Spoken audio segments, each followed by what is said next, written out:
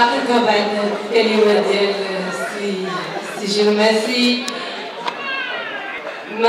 ما نتصورش انني ممكن نهضر هكا بلا ما نكتب. انا كنت كنتسنى بان يعني اللحظه غادي تكون مؤثره وما غاديش نقدر نهضر بزاف، داكشي علاش كتبت بعض الكلمات اللي هي ما غادي تجي والو داكشي اللي قال فيا. يعني شكرا شكرا شكرا بزاف لمدينه بيرسيل، شكرا لأبنائها طيبين. كنوعدكم بأن هذه اللحظة ما غاديش ننساها طوال يعني ما تبقى منهم.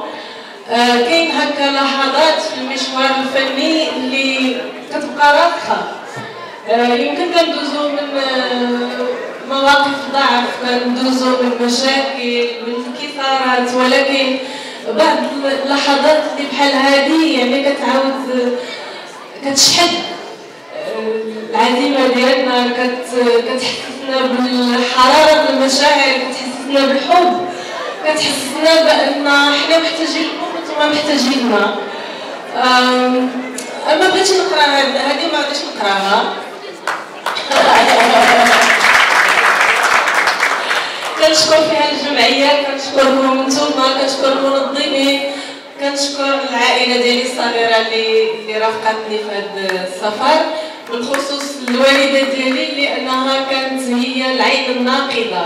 هي واحد السيده ما كتعرفش تجامل، يعني لا تخطئ الملاحظه، مزيان مزيان خايب خايب تقول لك علاش.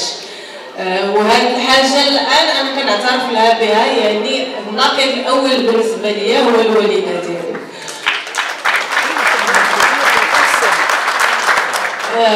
الوالد طبعا هو معايا دائما اينما حللت وارتحلت، رحمه الله على روحي الطاهره.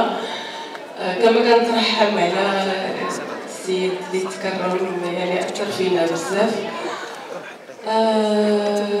كذلك هناك اناس اللي رافقوني، هي مسيره طويله، مسيره 30 سنه يعني منذ البدايه الاولى الى الان. وعندي واحد الصديقه اليوم عيد ميلادها، اليوم 19 ابريل. منذ أن بدأت مشواري الفني وهي ترافقني، تشجعني، تصر على حضور كل أعمالي الفنية أينما كانت، تسافر لأجل ذلك، تنصت لي. يعني في أوقات الإحباط تكون حاضرة، فأقول لها شكرا شكرا شكرا زهور.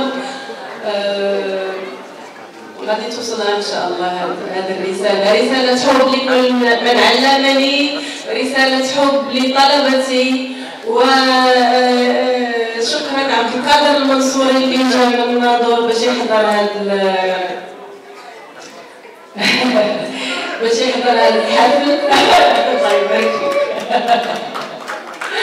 الخال ديالي اللي ضرب طريق طويله باش يحضر معايا حتى هو.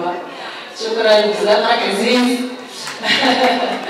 وما نطولش عليكم، يعني اكرمتموني وما بقيت قدرت نقول شي حاجه اكثر. شكرا شكرا للجمعيات على الشاشه الفضيه، ومن الان نحن اصدقاء والخير امامنا.